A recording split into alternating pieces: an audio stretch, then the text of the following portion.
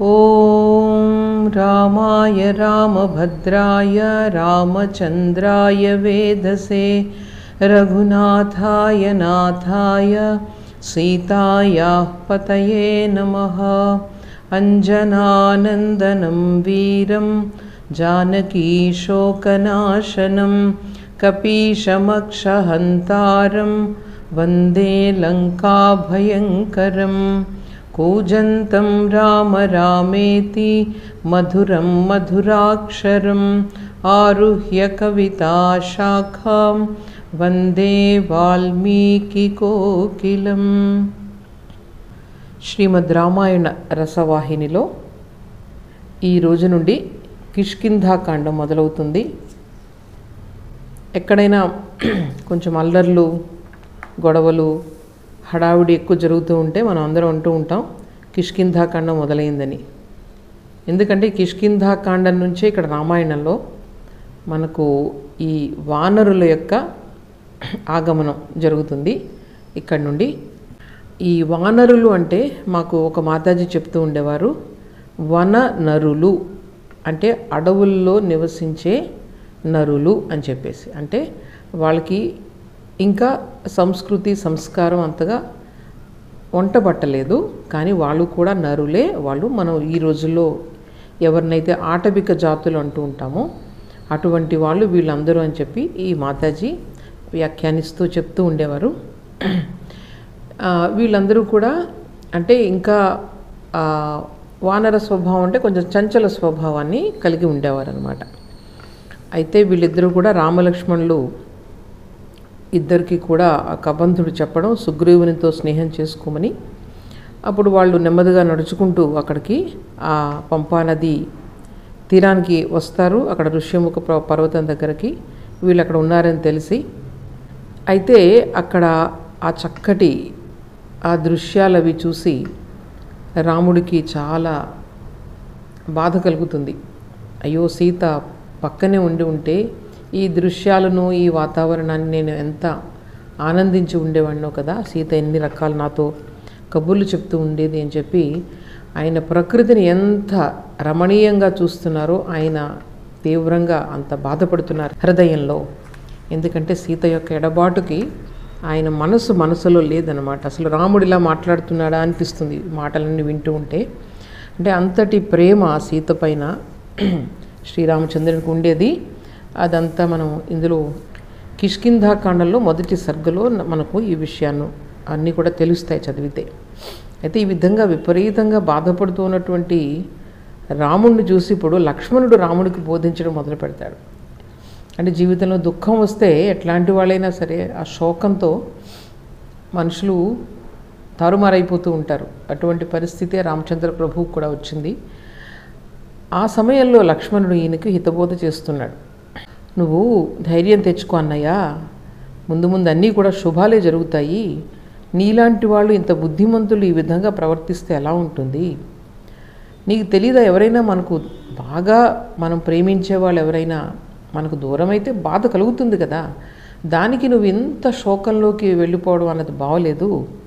అందుకనే అంటారు అతి స్నేహం మంచిది కాదు, ఎవరి మీద కూడా ఎక్కువ అనురాగాన్ని పెంచుకోవడం మంచిది కాదు అంటారు అని చెప్పి, ఎలాగైనా సరే ఎక్కడ ఉన్నా సరే సీతను మనం వెతికి తీసుకొద్దాం. ఎవరైతే ఈ సీతను తీసుకువెళ్ళారో నేను అక్కడే చంపేస్తాను వాడిని. అందువల్ల ధైర్యంగా ఉండు, ఈ దీనత్వాన్ని వదిలిపెట్టు, దుఃఖాన్ని పక్కకు పెట్టు, ఈ మనసుని బలహీనం చేయొద్దు. సీత గుర్తుకు తెచ్చుకొని మనసు నీ శరీరం కూడా బలహీనం అయిపోతున్నాయి. అది మంచిది కాదు. ఎందుకంటే మనకి ఇప్పుడు కర్తవ్యం ఉంది, చేయాల్సింది, ఆవిడని వెతికి పట్టుకోవాలి. ఈ విధంగా శారీరకంగా మానసికంగా దిగులు పడిపోతే మనం చేయాల్సిన కార్యాన్ని మనం చేయలేం కదా. ఉత్సాహాన్ని తెచ్చుకో, ఉత్సాహమే కదా మనకు బలాన్ని ఇస్తుంది. ఉత్సాహవంతులకు ఇప్పుడు కూడా ఓటమి అన్నది ఉండదు.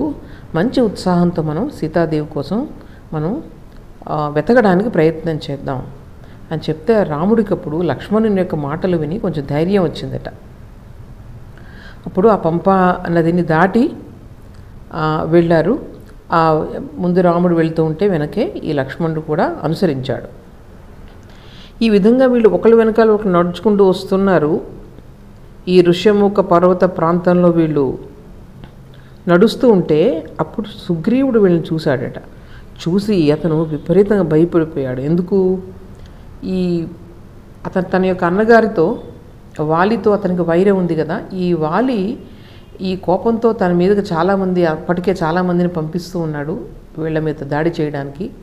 అదేవిధంగా వీళ్ళు ఏదో కొత్తగా నారబట్టలు వేసుకొని వస్తున్నారంటే వాలి ఈ విధంగా పంపించాడు అని చెప్పి సుగ్రీవుడు భయపడిపోతాడు. సుగ్రీవుడు ఈ విధంగా భయపడిపోతూ అటు ఇటు తిరుగుతున్నాడట. ఈయన భయపడడం చూసి తనతో ఉన్నటువంటి సహచరులు అందరూ కూడా వాళ్ళు కూడా భయపడుతున్నారు. వాళ్ళతో సుగ్రీవుడు అంటున్నాడు, వాళ్ళిద్దరూ నారవస్త్రాలు ధరించారు, ఇటువంటి ఎవరు కూడా ఇక్కడికి రాలేరు, ఇటువంటి పర్వతంపై వాళ్ళు సంచరిస్తూ ఉన్నారు, తప్పకుండా వాళ్ళు వాలి మనుష్యులు అయి ఉంటారు, సందేహం లేదు. అందుకని కొంచెం భయంతో ఏం చేశాడనమాట సుగ్రీవుడు, వేరే శిఖరంపైకి వేరే పర్వతంపైకి అందరూ కూడా వెళ్ళిపోదామని చెప్పి నిర్ణయించుకొని ఒక పర్వతం పైన ఇంకో పర్వతంపైకి వాళ్ళు దూకుతున్నారు. దూకుతూ ఉంటే ఆ పర్వతాలే కంపిస్తున్నాయట వీళ్ళ యొక్క ఆ శక్తికి. ఒకదాని నుంచి ఒకటి దూకుతూ ఉంటే ఆ శిఖరాలన్నీ కూడా కంపిస్తూ ఉన్నాయి, కొమ్మలన్నీ కూడా విరిగి పడుతున్నాయి. తర్వాత ఈ అడవి మృగాలన్నీ కూడా భయపడుతున్నాయి. వీళ్ళిలాగా భయంతో పారిపోవడం చూసి అటువంటి సమయంలో ఈ విధంగా భయపడుతున్నటువంటి సుగ్రీవుడి దగ్గరికి మన హనుమంతుడు ఆంజనేయ స్వామి వచ్చారనమాట. ఆయన బుద్ధిమంతుడు కదా, వచ్చి అడుగుతున్నాడు, ఓ సుగ్రీవా, ప్రతిదానికి నువ్వు భయపడిపోతున్నావు, చీమ చిటుక్కుమంటే నీకు అది వాలే చేయించాడని భయపడిపోతున్నావు, నువ్వు నిజంగా అంత భయపడాల్సిన అవసరం లేదు, బాగా ఆలోచించుకో. ఇక్కడకు వాలి వల్ల భయం రాదు, ఎందుకంటే ఇది మలయ పర్వతం కదా, ఈ మలయ పర్వతం పైన వాలి అసలు కాలు కూడా పెట్టలేడు. అటువంటప్పుడు నువ్వు ఎందుకు అనవసరంగా బాధపడిపోతున్నావు, ఇలా ధైర్యాన్ని కోల్పోతున్నావు, నీ బుద్ధి ఇప్పుడు స్థిరంగా లేదు. తర్వాత ఏంటంటే నువ్వు వానరుడు అని చెప్పి నువ్వు స్పష్టంగా చెప్తున్నావు నీ ఈ చంచల స్వభావం వల్ల. ఈ విధంగా నువ్వు మంచి శూరుడివి, మా అందరికీ నాయకుడివి, ధైర్యశాలివి, ఈ విధంగా ఇంత భయపడిపోవడం చాలా ఆశ్చర్యంగా ఉంది. నువ్వు భయాన్ని విడిచిపెట్టు, మనస్సును దృఢం చేసుకో, నెమ్మదిగా ఆలోచించు, అప్పుడు ఇతరుల యొక్క మనోభావాలు అర్థమవుతాయి. చక్కగా బుద్ధితో పనులు చేయాలి మనం ఎప్పుడూ కూడా.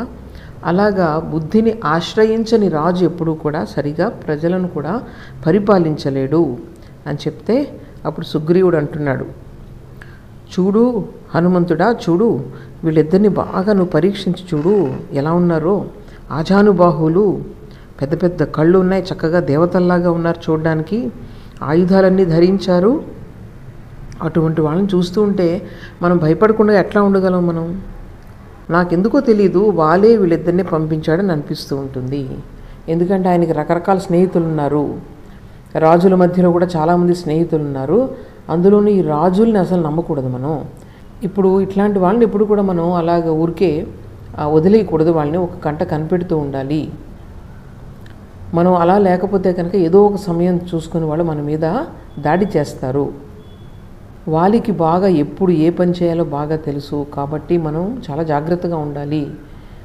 నువ్వేం చేస్తావంటే ఈ మానవుల దగ్గరకు వెళ్ళి మామూలు వేషంలో వెళ్ళు, ఒక సాధారణమైన మానవుడిలాగా వెళ్ళి వాళ్ళ యొక్క అభిప్రాయాలను, తర్వాత వాళ్ళ ముఖంలో హావభావాలను అన్నిట్లు కూడా జాగ్రత్తగా కనిపెట్టు. నువ్వు చాలా బుద్ధిమంతుడవి, వాళ్ళ మనసులో ఏముందో గ్రహించి నాకు తెలియచెయ్యి. అప్పుడు వాళ్ళు ఎందుకు వచ్చారు అన్నది మనకు అర్థమవుతుంది. ఇంకో విషయం ఏంటంటే బాగా వాళ్ళను ప్రశంసించు, బాగా పొగిడితే అప్పుడు వాళ్ళ మనసులు ప్రసన్నమవుతాయి. ప్రసన్నమైతే అప్పుడు నెమ్మదిగా నీ పైన వాళ్ళకు విశ్వాసం కలిగేటట్లుగా ప్రవర్తించు. అలాగే నువ్వు వాళ్ళతో మాట్లాడుతున్నప్పుడు ఏం చేస్తావంటే కొంచెం నా వైపుకు చూస్తూ ఉండు మధ్య మధ్యలో, సరేనా అని చెప్పి వాళ్ళు మంచివాళ్ళ చెడ్డవాళ్ళ అన్నది నీ మాటలను బట్టి, నీ హావభావాలను బట్టి నాకు అర్థమవుతూ ఉంటుంది అని హనుమంతుడిని సుగ్రీవుడు ఆజ్ఞాపిస్తూ ఉంటే అప్పుడు హనుమంతుడు ఈ రామలక్ష్మణులు ఉన్న చోటికి బయలుదేరుతాడు. హనుమంతుడు సుగ్రీవుని ఆజ్ఞ ప్రకారం ఈ రామలక్ష్మణులు ఉన్న చోటుకు ఆకాశ మార్గంలో ఎగిరి వెళ్ళాడు. ఆయన ఏం చేశాడంటే మారు వేషంలో వెళ్ళాడు, ఒక సన్యాసి రూపాన్ని ధరించి వెళ్ళాడు. నెమ్మదిగా వాళ్ళిద్దరి దగ్గరకు వెళ్ళి వినయంగా నమస్కరించాడు. మధురంగా మాట్లాడుతున్నాడట.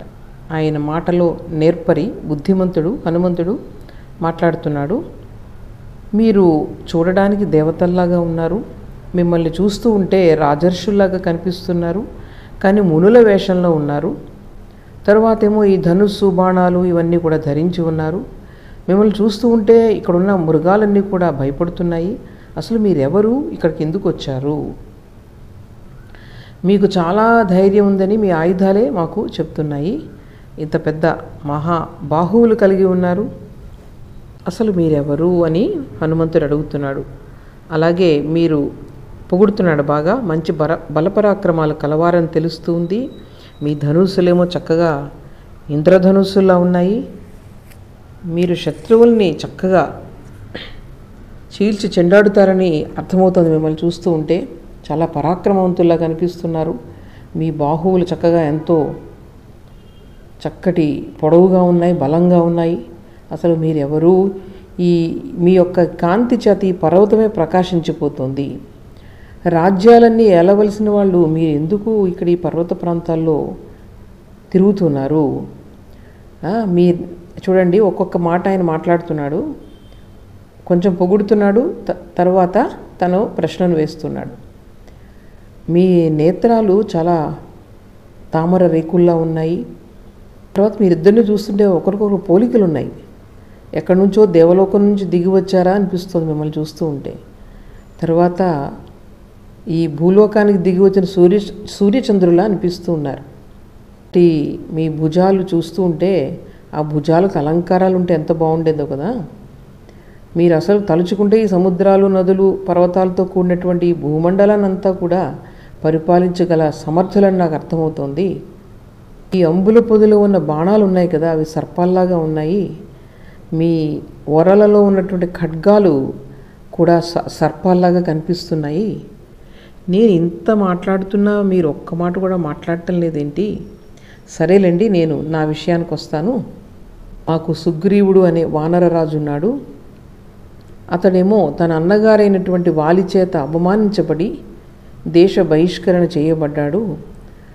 చేయబడి ఈ పర్వతం పైన తలదాచుకుంటున్నాడు. నేను కూడా అసలుకి ఒక వానరాన్నే. నా పేరు హనుమంతుడు. ఈ వానర నాయకుడు ఎవరైతే ఉన్నాడో ఆయన సుగ్రీవుడు నన్ను మీ దగ్గరకు పంపించాడని చెప్పి నేను ఇక్కడికి వచ్చాను. ఆ సుగ్రీవుడు మా రాజు మీతో స్నేహాన్ని కోరుకుంటున్నాడు. నేను ఆయనకు మంత్రిని. నా తండ్రి వాయుదేవుడు, నేను కూడా వానరుడినే.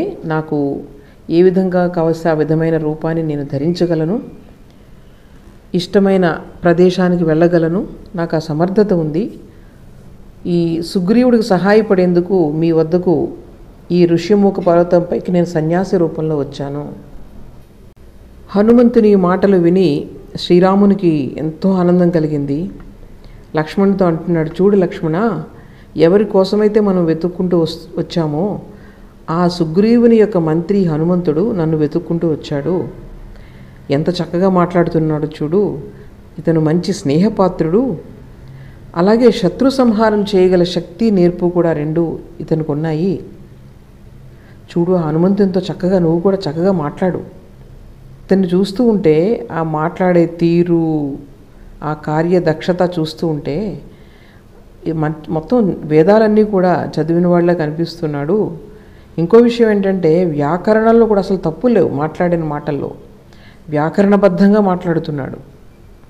ఒక్క అపశబ్దం కూడా ఎక్కువ ఉపయోగించలేదు అతను. ఏది మాట్లాడినా ఖచ్చితంగా మాట్లాడాడు. అలాగే ఈ శరీరంలో అవయవాల్లో ఏ దోషం లేదు, చక్కగా అన్నీ కూడా లక్షణంగా ఉన్నాడు. ఇతడి మాటల్లో అసలు అధిక ప్రసంగం లేదు, సందేహానికి ఎక్కడా అసలు అవకాశం లేదు. ఉచ్చారణ ఎంతో స్పష్టంగా ఉంది, శుభ్రంగా ఉంది అని చెప్పి ఆయన అంటున్నాడనమాట. ఏం చెప్తున్నాడంటే ఎంత చక్కగా మాట్లాడుతున్నాడు. హనుమంతుని యొక్క ఈ సంభాషణ కౌశలాన్ని శ్రీరామచంద్ర ప్రభు మొట్టమొదటి కలయికలోనే ఆయన గుర్తించాడనమాట. ఆయన అంటున్నాడు, అవిస్తరం అసందిగ్ధం అవలంబితమద్రుతం ఉరస్థం కంఠగం వాక్యం వర్తతే మధ్యమేశ్వరే. చాలా సంక్షిప్తంగా తన అభిప్రాయాల్ని స్పష్టంగా చెప్పాడు. అసలు ఇతని మాటల్లో మనం సందేహానికి అసలు అవకాశం లేదు. మనకు అర్థరహితమైన పదాలని అతను ఉచ్చరించలేదు. చాలా ఆత్మవిశ్వాసంతో మాట్లాడాడు. మనసులో ఉన్న మాటను స్పష్టంగా తెలిపాడు. అలాగే ఇంకొక విషయం ఏంటంటే, మరీ నెమ్మదిగా మాట్లాడలేదు, మరీ గట్టిగా మాట్లాడలేదు. చక్కగా మధ్యమ స్వరంతో మాట్లాడాడు. ఇది కూడా చక్కగా ఎవరైతే వింటున్నారో వాళ్ళకు ఇంపుగా ఉంటుంది. తర్వాత సంస్కార క్రమ సంపన్నాం అద్రుతాం అవిలంబితాం ఉచ్చారయతి కళ్యాణీం వాచం హృదయహారిణీం అనయా చిత్రయా వాచ త్రిస్థాన వ్యంజనస్థయా కస్య నారాధ్యతే చిత్తం ఉద్యతాసేహే అరేరపి. అలాగే ఈయన పలికిన మాటలు ఎలా ఉన్నాయి? వ్యాకరణ శాస్త్ర సమ్మతంగా ఉన్నాయి, క్రమంగా ఉన్నాయి, క్రమాన్ని అనుసరించి ఉన్నాయి. అలాగే సహజ సిద్ధమైన వేగంగా ఉన్నాయి. ఎక్కువ బాగా తొందరగా మాట్లాడేయలేదు, చాలా నెమ్మదిగాను మాట్లాడలేదు, మధ్యలో ఎక్కడా కూడా ఆగిపోలేదు. అంటే ఆ యొక్క మనసులో ఈ మాట్లాడే మాటలను బట్టి ఆ మనసులో ఎంత స్పష్టత ఉన్నది అన్నది మనకు అర్థమవుతుంది. చాలా మాట్లాడే తీరు ఆకర్షణీయంగా ఉంది. అలాగే చక్కటి భావాలను ప్రకటించగల పటిమ ఇతనిలో కనిపిస్తూ ఉంది. చాలా మధురంగా మాట్లాడాడు. ఎలాంటి వాళ్ళైనా సరే ఈ మాటలు విని ముగ్ధులైపోతారు. ఈ కత్తి చేతిలో ఉన్న ఒక క్రూరుడు కూడా ఇటువంటి మాటలకు చల్లబడి ఆ కత్తిని కిందకు దించుతారు అని చెప్తున్నాడు. అంటే ఇక్కడ ఆయన యొక్క బుద్ధి కుశలత అన్నది ఇక్కడే మనకు అర్థమవుతుంది. హనుమంతుని యొక్క బుద్ధి కుశలత. ఈ శ్రీరాముని యొక్క మాటలను విన్నటువంటి లక్ష్మణుడు హనుమంతునితో అంటున్నాడు, మహాత్ముడైనటువంటి సుగ్రీవుని యొక్క గుణగణాలు మాకు తెలుసు, మేము ముందే విన్నాం. ఆ సుగ్రీవుణ్ణే మేము వెతుక్కుంటూ వచ్చాం. మేము సుగ్రీవుడు కోరినట్లు అతనితో స్నేహం చేయడానికి మేము సిద్ధంగా ఉన్నాము అని లక్ష్మణస్వామి హనుమంతునికి చెప్పడంతో 3వ సర్గ సమాప్తమవుతుంది. ఇక 4వ సర్గలో ఈ రామలక్ష్మణులు సుగ్రీవుని వద్దకు వెళ్తారు. లక్ష్మణుడు ఈ విధంగా మాట్లాడిన తర్వాత హనుమంతుడు సంతోషంతో ఉబ్బితబ్బైపోయాడట. మనస్సులోనే సుగ్రీవుణ్ణి చాలా అభినందించాడు. ఆహా, ఓ సుగ్రీవా, నీ కోరికకి నెరవేరే సమయం వచ్చింది. నీ యొక్క సహాయం కోరి ఈ మహాపురుషులు వచ్చారు ఇక్కడికి. ఇతను అడిగేటటువంటి ఈ ఇద్దరు అడిగేటటువంటి సహాయాన్ని సుగ్రీవుడు సులభంగా చేయగలడు. కాబట్టి ఈ మహానుభావులు సుగ్రీవుని నుండి సహాయాన్ని పొంది సుగ్రీవునికి వీళ్ళు సహాయం చేస్తే సుగ్రీవునికి మళ్ళీ రాజ్యం తిరిగి వస్తుంది అని చెప్పి లోపల చాలా ఆనందపడ్డాడు. ఆనందపడి లక్ష్మణుడితో అంటున్నాడు, ఓ లక్ష్మణ, ఈ పంపాతీరంలో ఉన్నటువంటి ఈ పర్వత ప్రాంతం అంతా కూడా భయంకరమైన అరణ్యంతో నిండి ఉంటుంది. ఇక్కడ భయంకరమైన క్రూరమృగాలు, సర్పాలు తిరుగుతూ ఉంటాయి. అటువంటి ఈ అడవిలోకి మీరు అసలు ఏ ప్రయోజనాన్ని ఆశించి వచ్చారు అని చెప్పి అడుగుతున్నాడు పైకి మాత్రం. ఇప్పుడు లక్ష్మణుడు అంటున్నాడు, మేము దశరథ మహారాజు యొక్క కుమారులం. ఆయన ఎంతో గొప్పవాడని చెప్పి దశరథుని యొక్క గుణగణాలు వర్ణిస్తున్నాడు ఇక్కడ. అందరితోనూ ఎంతో ప్రేమగా ఉండేవాడు, సర్వభూతాల పట్ల దయ కలిగి ఉండేవాడు, సమభావంతో ఉండేవాడు, ఎన్నో యాగయజ్ఞాలు చేసేవాడు, దక్షిణలు విరివిగా ఇచ్చేవాడు. ఒక మాటలో చెప్పాలంటే ఆయన అపర బ్రహ్మదేవుడు. అటువంటి దశరథ మహారాజుకు ఈయన పెద్ద కుమారుడు. సకల ప్రాణులకు ఈయన అభయాన్ని ఇచ్చేవాడు, తండ్రి ఆజ్ఞను జవదాటినవాడు.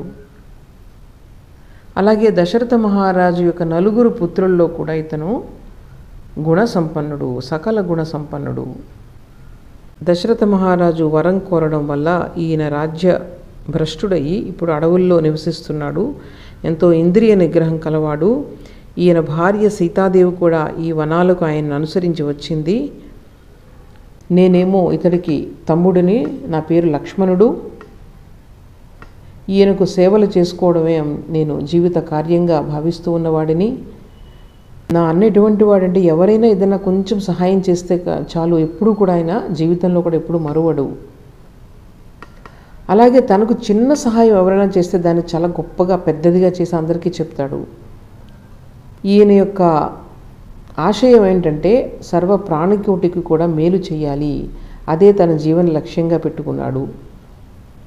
భార్యతో కలిసి రాజ్యాన్ని పోగొట్టుకొని అడవిలో నివసిస్తూ ఉంటే నేను అన్నయ్య ఈ ఆశ్రమంలో లేని సమయం కనిపెట్టి రాక్షసుడొకడు ఈయన భార్యను అపహరించుకొని పోయాడు. మేము అతను ఎవరో అని తెలియక మేము మొత్తం అరణ్యంలో అన్నీ కూడా తిరుగుతూ ఉన్నాము. అప్పుడు ఈ ధనువు అనేటువంటి శాపగ్రస్తుడైనటువంటి ఒక దేవత ఇక్కడ శాపగ్రస్తుడై రాక్షసత్వాన్ని పొందాడు. అతడేమో రాముని వల్ల శాప విమోచనాన్ని పొంది తన దివ్య రూపాన్ని మరలా పొందాడు.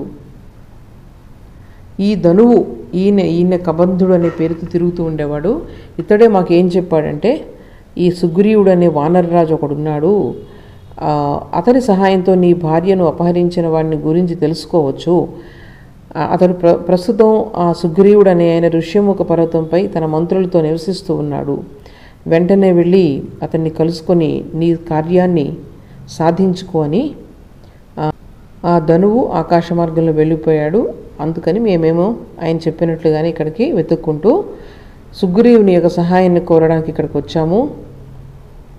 అప్పుడు హనుమంతుడు అంటాడు, మీ వంటి మహాత్ముల యొక్క దర్శనం వల్ల సకల పాపాలు కూడా తొలగిపోతాయి. అటువంటి మీ యొక్క దర్శనం సుగ్రీవుడు తప్పకుండా చేసుకోవాలి. సుగ్రీవుడు తన అన్నగారైన వాలితో విరోధం పెట్టుకున్నాడు. వాలి సుగ్రీవుని భార్యను అపహరించాడు. ఈయన్నేమో రాజ్యం నుండి వెళ్ళగొట్టాడు. ఇప్పుడేమో సుగ్రీవుడు భయపడుతూ ఈ అరణ్యాల్లో తలదాచుకుంటున్నాడు. ఇతను సూర్యపుత్రుడు. ఇతను తప్పకుండా మీకు సీతాన్వేషణలో సహాయం చేస్తాడు. ఈ విధంగా హనుమంతుడు మాట్లాడి వారిద్దరితో సుగ్రీవుని దగ్గరకు బయలుదేరాడు. అప్పుడు లక్ష్మణుడు రాముడితో అంటున్నాడు, అన్నయ్య, ఈ హనుమంతుని యొక్క మాట తీరు చూస్తూ ఉంటే ఏదో పని పెట్టుకొని మన దగ్గరికి వచ్చినట్లు అనిపిస్తుంది. కాబట్టి ఒక విధంగా చూస్తే మన పని అయిపోయినట్లే. ఎందుకంటే వాళ్ళకు మన సహాయం కావాలి, మనకు వాళ్ళ సహాయం కావాలి. ఇతడి ముఖంలో ఎంత ప్రసన్నత కనిపిస్తోంది. ఈ వాయుపుత్రుడు కాబట్టి ఇతను ఎప్పుడు కూడా అసత్యాన్ని పలుకడు అని చెప్పి మొత్తానికి అందరూ కూడా సంతోషిస్తున్నారు. వీళ్ళు ముగ్గురు కలిసి సుగ్రీవుని దగ్గరికి వెళ్ళారు. హనుమంతుడు ఏం చేశాడనమాట, తన సన్యాసి రూపాన్ని వదిలేసి వానర రూపాన్ని ధరించాడు. రామలక్ష్మణులు ఇద్దరిని కూడా తన భుజాల మీదకి ఎక్కించుకొని ఆకాశ మార్గంలో సుగ్రీవుని దగ్గరకు తీసుకువెళ్ళాడు. హనుమంతుడు ఈ రామలక్ష్మణులను తీసుకొని మలయ పర్వతం పైన ఉన్నటువంటి సుగ్రీవుని దగ్గరకు వచ్చాడు. వచ్చి విషయాన్ని చెప్పి వాళ్ళని పరిచయం చేస్తున్నాడు. వీళ్ళిద్దరూ కూడా పరాక్రమాలు కలవారు, ఇక్ష్వాకు వంశంలో పుట్టారు, దశరథ మహారాజు యొక్క కుమారుడు వీళ్ళిద్దరూ కూడా అని చెప్పి దశరథ మహారాజు గురించి ఇవన్నీ కూడా వాళ్ళ యొక్క పరిచయాన్ని చేస్తున్నాడు హనుమంతుడు సుగ్రీవునితో. అప్పుడు సుగ్రీవుడు చక్కగా రాముణ్ణి సాదరంగా ఆహ్వానించి, నువ్వు చక్కగా ధర్మాలని తెలిసిన వాడువు, గొప్ప తపస్సు కలిగిన వాడువు, అందరి యందు కూడా ప్రేమ కలవాడువు, నీ గురించి నాకు అంతా కూడా హనుమంతుడు నాకు చెప్పాడు. నిజంగా నేను ఒక వానరుడను, అయినా సరే నువ్వు నాతో స్నేహం చేయాలని అనుకుంటున్నావంటే అది నాకు ఎంతో అదృష్టం. నేను కూడా మీ స్నేహాన్ని కోరుతున్నాను. అది మీకు అంగీకారం అయితే ఇగో నా చేతిలో మీరు చేయి వేయండి అని చెప్తే సుగ్రీవుని యొక్క మాటలకు రాముడు ఎంతో సంతోషించాడు. సుగ్రీవుని యొక్క హస్తాన్ని తన చేతితో గ్రహించి తన చేతుల్లో పెట్టుకున్నాడు. ఇద్దరు ఒకరినొకరు ఆలింగనం చేసుకున్నారు. అప్పుడు హనుమంతుడు 2 కర్రలను ఇలాగ ఒకదానితో ఒకటి ఒరిపిడి చేయించడం వల్ల అగ్ని పుట్టిందనమాట. అగ్ని పుట్టితే వాళ్ళిద్దరి మధ్యలో పెట్టాడు. అంటే వాళ్ళ అగ్ని సాక్షిగా వాళ్ళు స్నేహితులయ్యారనమాట. అంటే ఒకరికొకరు సహాయం చేసుకోవాలని నిర్ణయించుకున్నారు. సుగ్రీవుడు అంటున్నాడు, మనం ఇద్దరం కూడా సుఖదుఖాలన్నీ కూడా సమానంగా పంచుకుందాము అని చెప్పి అక్కడ దగ్గరలో ఉన్నటువంటి వృక్షం పైన ఒక కొమ్మను తీసుకొచ్చి దానినే ఆసనం కింద అక్కడ పరిచారనమాట. రామునికి లక్ష్మణునికి ఇద్దరికి కూర్చోవడానికి. వానరులు కదా, అందుకని వాళ్ళు ఏంటంటే చెట్లు ఎక్కడం అనేది వాళ్ళకి చాలా సులభం. పైకి ఒక కొమ్మను తీసుకొచ్చి దాన్నే ఆసనం కింద పెట్టారు. పెట్టి అప్పుడు ఈ సుగ్రీవుడు చెప్తున్నాడు తన యొక్క బాధ. నా అన్న అయినటువంటి వాలి నన్ను అవమానించాడు, నా భార్యనేమో అపహరించాడు. నేను ప్రాణభయంతో నా దేశాన్ని విడిచిపెట్టి ఇక్కడ అడవుల్లో తలదాచుకుంటున్నాను. దయచేసి నాకు వాలి నుండి భయం లేకుండా చెయ్యి, నాకు అభయం ఇవ్వు అని చెప్పి రాముణ్ణి అర్థిస్తున్నాడు సుగ్రీవుడు. రాముడు అంటున్నాడు, నీకు తప్పకుండా ఉపకారం చేస్తాను. నేను నీకోసం వాలిని చంపుతాను. నీ భార్యను అపహరించిన వాలిని వధిస్తాను. నిర్భయంగా ఉండు. నా బాణాలకు చాలా శక్తి ఉంది. ఒక్కసారి ఈ బాణం వదిలానంటే అక్కడ కుప్ప కూలిపోక తప్పదు. నీవే చూస్తావు కదా. ఈ విధంగా సుగ్రీవునికి ఎంతో ఆనందకరమైన మాటలను చెప్పాడు శ్రీరామచంద్రుడు. సుగ్రీవుడు అంటున్నాడు, నీ అనుగ్రహం వల్ల తిరిగి నా రాజ్యాన్ని భార్యను పొందగలను. దయచేసి వాలి ఇంకెప్పుడు కూడా నన్ను బాధించకుండా ఉండేటట్లు నాకు సహాయం చెయ్యి. ఈ రాముడు సుగ్రీవుడు ఒప్పందం చేసుకున్న క్షణంలోనే వాలి యొక్క ఎడమ కన్ను, సీతాదేవి యొక్క ఎడమ కన్ను, అలాగే రావణుని ఎడమ కన్ను ఒకే కాలంలో అదిరాయట. దీనితో 5వ సర్గ సమాప్తమవుతుంది. అప్పుడు సుగ్రీవుడు ఏం చేస్తాడంటే, సీతాదేవిని రావణుడు తీసుకెళ్లేటప్పుడు ఆవిడ పైనుండి కొన్ని ఆభరణాలను ఇక్కడ వీళ్ళు వానరులు సంచరించడం చూసి ఆవిడ తన యొక్క చీర కొంగులు చింపి అందులో ఆభరణాలు కట్టి కిందకు పడవేస్తుంది చాలా ముందు చూపుతో. అంటే తను ఆ వైపు వెళ్ళినట్లుగా తర్వాత ఎప్పుడైనా శ్రీరామచంద్రుడు అక్కడ వీళ్ళని అడగడానికి వస్తే అవి నిదర్శనంగా కనిపిస్తాయని చెప్పి ఆ నగలను కిందకు విడుస్తుంది. అవి సుగ్రీవుని యొక్క అధీనంలో ఉంటాయి ఆయన దగ్గర. అయితే ఆ విషయం ఆయన చెప్తున్నాడు అనమాట. ఈ విధంగా నువ్వు భార్య వియోగంతో దుఃఖంలో ఉన్నావని తెలుసు, ఆ రాక్షసుడు ఈ విధంగా తీసుకెళ్ళాడని తెలుసు. అయితే ఏమైందంటే ఈ రావణుడు మేము ఒకరోజు చూసాము ఈ దృశ్యాన్ని. ఒక స్త్రీని ఒడిలో పెట్టుకొని తీసుకొని పోతున్నాడు. ఆవిడ ఒక సర్పంలాగా అటు ఇటు పెనుగులాడిపోతూ ఉంది. రామ లక్ష్మణ అంటూ హృదయ విదారకంగా విలపిస్తూ ఉంది. ఆ స్త్రీ తప్పకుండా సీత అయి ఉంటుంది, సందేహం లేదు. ఆ సమయంలో నేను నా మిత్రులందరూ కూడా ఈ పర్వత శిఖరంపై ఉండగా ఆమె తన ఉత్తరీయంలో ఈ నగలు మూటగట్టి కిందకు జారి విడిచింది. మేము ఈ నగలను తీసి జాగ్రత్త పరిచాము. నువ్వు కూడా చూడు, ఇవి సీతవో కాదో నువ్వు గుర్తించవచ్చు అని చెప్తాడనమాట. అప్పుడు వెంటనే ఆయన లోపలికి వెళ్ళి ఆ ఉత్తరీయంలో కట్టినటువంటి నగలు ఆభరణాలు ఇవన్నీ కూడా తీసుకుని వచ్చి రాముడి ముందు ఉంచుతాడు. అప్పుడు రాముడు ఆ ఉత్తరీయం ఏదైతే ఉందో దాని మూటను విప్పి చక్కటి అలంకారాలన్నీ లోపల చూశాడు. చూసిన వెంటనే రాముని కళ్ళల్లో నీళ్లు తిరిగాయి. హే సీత అంటూ ఆయన వెంటనే మూర్చపోయాడట. తరువాత ఆ యొక్క నగలన్నింటినీ కూడా చేతిలోని తీసుకొని గుండెలకు హత్తుకొని దుఃఖంతో ఆయన నలిగిపోతున్నాడు. అలాగే కోపంతో బుసలు కొట్టాడు. కళ్ళ నుంచి నీళ్లు ధారాపాతంగా వస్తూ ఉన్నాయట. అప్పుడు లక్ష్మణుడికి ఆ నగలను చూపించి అంటున్నాడు, లక్ష్మణ, రాక్షసుడు అపహరించుకుపోతున్నప్పుడు సీత నగలన్నీ ఉత్తరీయంలో కట్టి కిందకు జార విడిచింది. ఈ నేలంతా కూడా పచ్చిక దట్టంగా పట్టి ఉండడం వల్ల నగలేవి కూడా చక్కగా విరిగిపోకుండా ఆ పైనుంచి క్రిందకు పడినా చాలా చక్కగా చెక్కు చెదరకుండా ఉన్నాయి. ఇవి కొంచెం సీతవో కాదో నాకు నువ్వు చూసి చెప్పు అంటే ఇక్కడ చాలా ఉత్తమమైనటువంటి శ్లోకం ఒకటి ఉంది. లక్ష్మణుడు అంటాడు, ఇవన్నీ నేను గుర్తుపట్టలేను. సీతాదేవి కంఠంలో లేకపోతే ఆవిడ ముక్కుకు కానీ ముఖంలో కానీ ఏ ఆభరణాలు అయితే ఉన్నాయో అవి నాకు తెలియదు. అయితే రోజు కూడా నేను పాద నమస్కారం చేసేవాడిని కాబట్టి పాదాలకు ఎటువంటి నగలు ఆవిడ పెట్టుకుందో నేను చెప్పగలను తప్ప మిగిలిన కంఠాభరణాలు కానీ కర్ణాభరణాలు కానీ శిరోభరణాలు కానీ నేనేవి కూడా నేను చెప్పలేను అని చెప్తాడు చక్కగా. నాహం జానామి కేయూరే నాహం జానామి కుండలే నూపురే త్వభిజానామి నిత్యం పాదాభివందనాత్. రోజు నేను ఆవిడ పాదాలుగా వందనం చేసుకుంటూ ఉంటాను కదా, ఆ సమయంలో నేను చూసినటువంటి అవి ఏవైతే ఉన్నాయో కాలికి పెట్టుకునే ఆభరణాలు అవి మాత్రమే నాకు తెలుసు అని చెప్తాడనమాట. ఇది ఎంత చక్కటి శ్లోకం. తన యొక్క అన్నగారి భార్యపై ఆయన ఉంచినటువంటి గౌరవం ఎంత చక్కటిదో చూడండి, ఎంత సంస్కారవంతంగా ఉందో. ఆయన అలా చెప్పిన తర్వాత రాముడు సుగ్రీవునితో అంటాడనమాట, నా యొక్క సీతను ఆ రాక్షసుడు ఎక్కడికి తీసుకుపోయాడో చూసి చెప్పు. నాకు ఇటువంటి కష్టాన్ని కలిగించినటువంటి ఆ రాక్షసుడిని, తర్వాత అందరినీ, ఆ రాక్షసులందరినీ కూడా నేను నాశనం చేస్తాను. సీతను అపహరించడం ద్వారా అతడు అతని చావు కొని తెచ్చుకున్నాడు. అలాగే సీతను బలాత్కారంగా తీసుకొని పోయినటువంటి ఆ రాక్షసుడిని ఇప్పుడే నేను యమలోకానికి పంపిస్తాను అని చెప్పి రాముడు శపథం చేస్తున్నాడు. ఆయన కోపంతో బాధపడుతూ ఉన్నాడు. ఇంతటితో 6వ సర్గ సమాప్తమవుతుంది. ఇక 7వ సర్గలో సుగ్రీవుడు రాముడిని ఓదార్చడం మనం చూస్తాం.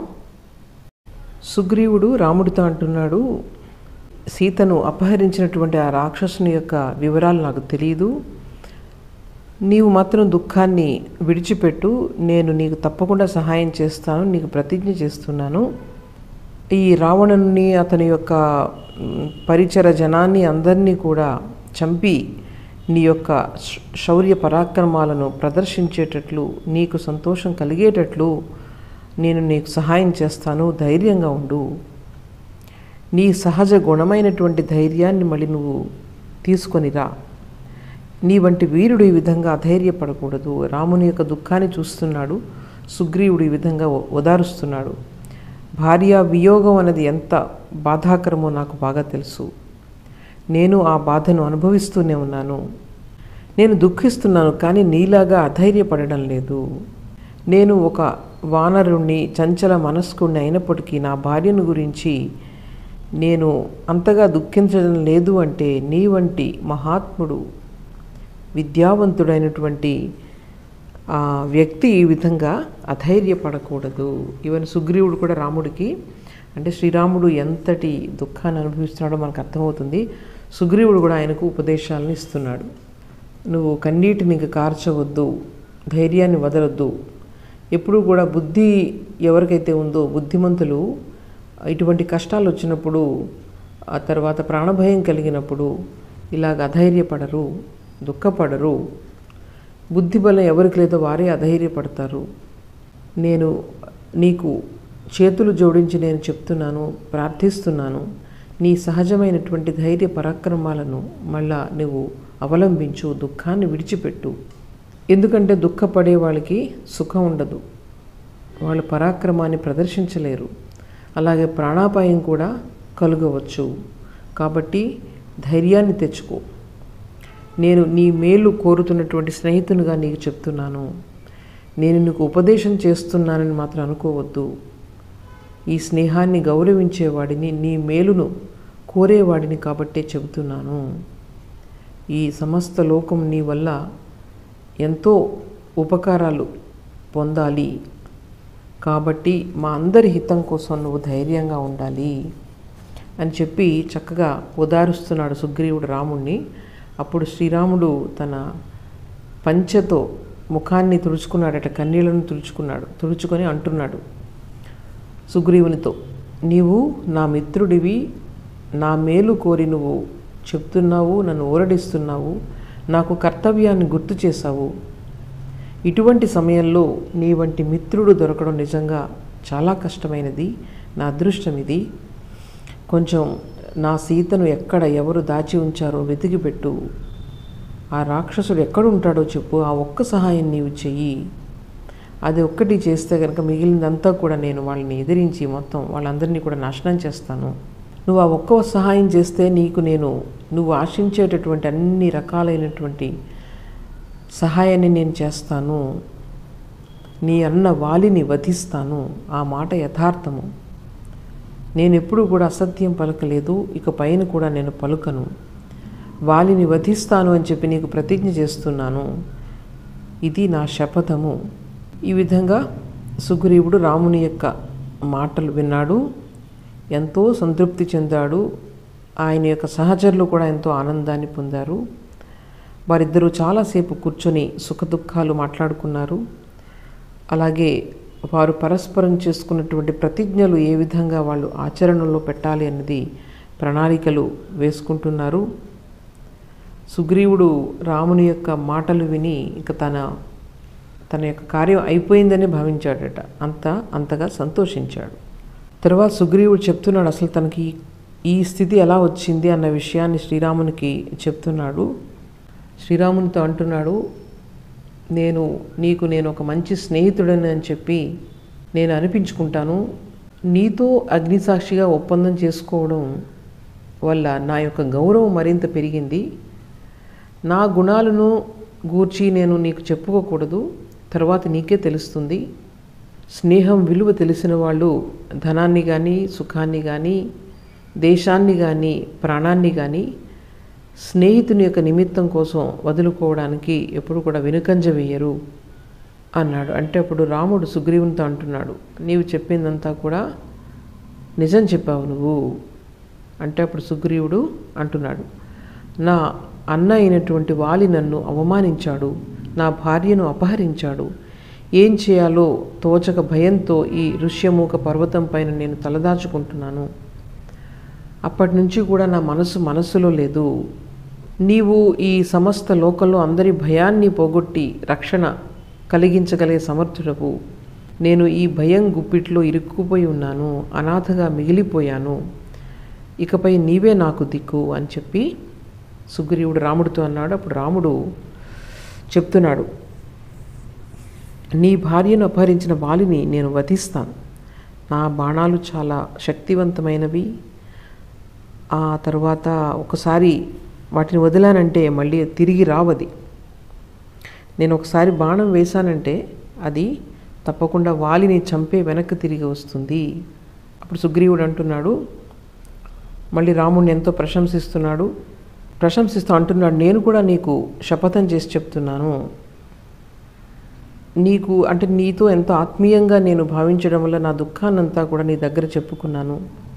నీ మీద ఉన్న నమ్మకంతో ఏ దాపరికం లేకుండా అన్ని విషయాలు నీకు చెప్పాను. నాకు ఇప్పుడు గుండెలో బరువంతా కూడా కిందకు దించినట్లయింది. అయితే నాకంటే నా అన్న చాలా బలవంతుడు. నన్ను ఎన్నో అనరాని మాటలు అన్నాడు, చెయ్యరాని అవమానాలు చేశాడు, దేశం నుండి వెళ్ళగొట్టాడు, నా యొక్క భార్యను అపహరించాడు, నా స్నేహితులందరినీ కూడా కారాగారంలో బంధించాడు, నన్ను చంపడానికని ఎంతోమంది వానరులను ఇక్కడ పంపించాడు. వాళ్ళందరూ కూడా నాకంటే బలహీనులు కావడం వల్ల వాళ్ళందరినీ నేను ఎదిరించాను. అందువల్లనే మీ ఇద్దరిని కూడా దూరం నుంచి చూసిన వెంటనే ఏమనుకున్నానంటే వాలి మిమ్మల్ని పంపిస్తున్నాడు అని నేను భ్రమపడ్డాను. నా భయానికి ఈ విధంగా భయపడడానికి కారణం కూడా ఉంది. ఎందుకంటే ఇటువంటి పరిస్థితులు నాకు చాలాసార్లు వచ్చాయి నేను ఇక్కడ పర్వతం పైన ఉంటున్నప్పుడు. ఈ హనుమంతుడి వంటి విశ్వాసపాత్రులు కొంతమంది నాతో ఇక్కడ ఉన్నారు కాబట్టి నేను బ్రతికిపోయాను. వాళ్ళందరూ కూడా నా వెనుక నీడలాగా ఉంటూ నన్ను కాపాడుతున్నారు. నా క్షేమాన్నే వాళ్ళు తమ క్షేమంగా భావించుకుంటూ ఉన్నారు. నా అన్నగారు వాలి చాలా పరాక్రమవంతుడు, కానీ ఇప్పుడు నాకు పరమశత్రువుగా మారిపోయాడు. వాలి చనిపోతేనే నాకు ఈ దుఃఖానికి అంతం కలుగుతుంది. నా సుఖం అంతా కూడా అతని యొక్క మరణంపై ఆధారపడి ఉంది. ఇది నా విషయం, నా యొక్క బాధ అంతా కూడా నేను చెప్పుకున్నాను. నీవే నాకు ఇప్పుడు దిక్కు అని చెప్తే అప్పుడు రాముడు అంటున్నాడు, అసలు నీకు వాలికి విరోధం ఎందుకు వచ్చిందో నాకు సరిగా చెప్పు. విరోధానికి మూల కారణం ఏమిటో నాకు చెప్పు. ఆ కారణం నిజంగా బలమైనదా, లేకపోతే మీ మధ్య అంటే ఏం కారణం లేకుండా మీరు విరోధాన్ని కల్పించుకున్నారేమో కదా. ఆ విరోధం కారణం బలంగా ఉన్నప్పుడే నేను ముందుకెళ్తే బాగుంటుంది. అలా కాకుండా కారణం చిన్నదే కానీ మీరు పెద్దగా విరోధాన్ని చేసుకున్నారు అంటే అది అందులో అంత మంచిది కాదు. నీవు అంటే వాలి నీతో పెట్టుకున్నటువంటి ఈ శత్రుత్వం చాలా బలమైంది అయితే కనుక అతన్ని తప్పకుండా నేను వధిస్తాను. అయితే అందులో నీ అపరాధం ప్రబలంగా ఉంటే కనుక అతన్ని నేనేం చేస్తానంటే వధించను, సమాధానపరుస్తాను. అందుకే నేను చెప్తున్నాను, ఎందుకంటే వాలి అపరాధం పెద్దదైతే అతన్ని వధిస్తాను, కానీ నీ అపరాధం పెద్దదైతే అతన్ని సమాధానపరచడానికి నేను ప్రయత్నం చేస్తాను. నీవు మరలా సుఖంగా జీవించేటట్లు చేస్తాను. ఎందుకంటే విరోధం బలమైనదైతే వాలి నిన్ను చంపడమో లేదా నువ్వు వాలిని చంపడం తప్పదు. ఇద్దరిలో ఒకరు చచ్చిపోతారు. అట్లా కాకుండా విరోధ కారణం బలంగా లేదనుకోండి, మీ ఇద్దరు సమాధానపడే అవకాశం ఉన్నట్లయితే నేనేం చేస్తానంటే మీ ఇద్దరి మధ్య ఒక ఒప్పందాన్ని కుదర్చడానికి నేను ప్రయత్నం చేస్తాను ఇప్పుడు నేను ఈ విధంగా నీ మాటలు విని వాలిని నేను వధించాననుకో, తర్వాత ఒకవేళ విరోధ కారణం అంత బలంగా లేకపోతే తర్వాత నీకు బాధ రావచ్చు, నువ్వు తర్వాత బాధపడతావు, అయ్యో నా అన్న చనిపోయాడని చెప్పి. ఆ విధంగా నువ్వు దుఃఖపడకూడదు. అప్పుడు రాముని మాటలు విని సుగ్రీవుడు ఏమన్నాడంటే అసలు విరోధానికి కారణం ఏమిటని చెప్పి ఆ వృత్తాంతాన్ని అంతటినీ కూడా సుగ్రీవుడు రాముడికి చెప్తాడు. వాలి సుగ్రీవుల యొక్క వైరం ఎలా జరిగింది అన్నది, ఎలా కలిగింది అన్నది 9వ సర్గలోను 10వ సర్గలోను ఇక్కడ వర్ణించడం జరుగుతుంది. ఆయన ఏం చెప్తున్నాడంటే, నా అన్నగారు వాలి అసలు చాలా పరాక్రమవంతుడు. నా తండ్రి కూడా నా అన్నగారి పరాక్రమాలను ఎంతో ప్రశంసిస్తూ ఉండేవాడు, ఎంతో ఇష్టపడేవాడు. నేను కూడా నా అన్నను ఎంతో భక్తి శ్రద్ధలతో నేను ఆరాధించేవాడిని. నా తండ్రి మరణించిన తరువాత మంత్రులందరూ కలిసి వాలికి రాజ్యాభిషేకం చేశారు. ఆయనకు సేవలు చేస్తూ నేను ఎంతో ఆనందంగా ఉండేవాడిని. ఒకసారి ఈ మయుడు ఉన్నాడు కదా, మహామాయావి మయుడు. ఆ మయునికి ఇద్దరు కొడుకులు ఉన్నారు, మాయావి దుందుభి అని. అందులో పెద్దవాడైనటువంటి మాయావికి నా అన్నకు ఒక స్త్రీ సంబంధంతో ఒక వైరం ఏర్పడింది. ఒకరోజు ఆ మాయావి ఏం చేశాడంటే అర్ధరాత్రి కిష్కింధ నగరం ద్వారం దగ్గరకు వచ్చి వాలిని యుద్ధానికి రమ్మని గట్టిగా పిలిచాడు. అప్పుడు వాలి నిద్ర నుంచి లేచాడు. ఆ నిద్రాభంగానికి అతనికి చాలా కోపం వచ్చి వెంటనే యుద్ధానికి బయలుదేరాడు. ఎంతో అంతఃపురంలో ఉన్నటువంటి భార్యలందరూ కూడా ఎంతో బ్రతిమలాడారు వెళ్ళవద్దని చెప్పేసి. నేను కూడా చెప్పాను, నా మాట కూడా వినకుండా ఏం చేశాడనమాట, తలుపులు తెరిచి యుద్ధానికి బయలుదేరాడు. ఈ వాలి వెనకే నేను కూడా వెళ్ళాను. ఈ మాయావి మా ఇద్దరిని దూరం నుండి చూసి ఏం చేశాడు, పారిపోయాడు. పారిపోతే నేనేం చేశాం, మేమిద్దరం కూడా అతన్ని వెంబడించాం. అతను ఏం చేశాడు, ఎక్కడెక్కడో అరణ్యాలు, చాలా దట్టమైన అరణ్యాల మధ్య గుండా వెళ్ళి ఒక పర్వత గుహలోనికి ప్రవేశించాడు. అప్పుడు నా అన్నగారు వాలి ఏమన్నాడంటే, నువ్వు ఇక్కడే ఈ గుహ ద్వారం దగ్గర ఉండు, నేను లోపలికి వెళ్ళి ఆ రాక్షసుని చంపి తిరిగి వస్తాను, అప్పటి వరకు నువ్వు ఇక్కడే జాగ్రత్తగా ఉండు అన్నాడు. నేను చెప్పాను, నేను కూడా లోపలికి వస్తాను నీతో పాటు అంటే నా మాట వాలి వినకుండా ఏం చేశాడనమాట, నువ్వు లోపలికి రావద్దు, నేను చంపేసి వస్తాను, నువ్వు ఇక్కడే కాపలా కాస్తూ ఉండు అని చెప్పాడు. నేను కాపలా కాస్తూ ఉన్నాను. రోజులు గడిచిపోతున్నాయి, నెలలు గడిచిపోతున్నాయి. నా అన్నగారి మాటను వింటూ నేను ఏం చేశాను, దాదాపు 1 సంవత్సరం అక్కడ నేను ఎదురు చూశాను. ఇక ఎవరు రావట్లేదు. కానీ ఒక్కసారిగా ఏమైందనమాట, ఆ పర్వత ద్వారం నుండి, ఆ గుహ ద్వారం నుండి బాగా రక్తం కాలువ కట్టి బయటికి రావడం మొదలైంది. అది చూసి నేనేమనుకున్నానంటే రాక్షసుడు వాలిని చంపి ఉంటాడు అనుకున్నాను. ఇంకెంతసేపటికి అతను బయటికి రాకపోవడంతో నేనేం చేశాను, రాక్షసుడు ఆ మాయావి బయటకు రాకుండా ఒక పెద్ద కొండరాయిని తీసుకొచ్చి ఆ ద్వారం దగ్గర ఉంచి నేను రాజ్యానికి వెళ్ళాను. రాజ్యానికి వెళ్తే వాళ్ళు ఏం చేశారు, వాలి చనిపోయాడని చెప్పి వాళ్ళకి నేను చెప్పాను. చెప్పిన తర్వాత వాళ్ళు ఏం చేశారు, బలవంతంగా నాకు రాజ్యాభిషేకం చేశారు. నేను రాజ్యపాలన చేస్తూ ఉన్న సమయంలో ఒకానొక రోజు ఈ వాలి తిరిగి వచ్చాడు. ఆ వాలి తిరిగి వచ్చాడన్న వార్త విని నేను సంతోషంతో ఎదురెళ్ళి ఆయనకి స్వాగతం పలికాను. అయితే వాలి కోపంతో ఉన్నాడు నా పైన. నేను ఉద్దేశపూర్వకంగానే ఆ విధంగా అతన్ని లోపల బంధించి వచ్చానని చెప్పేసి అతను భావించి నన్ను ఎన్నో రకాలుగా దూషించాడు. అందరినీ, నా మంత్రులు అందరినీ కూడా బంధించాడు. నేను ఎన్నో రకాలుగా అతనికి గౌరవంతో అసలు అతని మీద ఏమాత్రం నేను తిరగబడకుండా అసలు ఏ విధంగానూ కూడా చాలా మర్యాదగా ప్రవర్తించాను.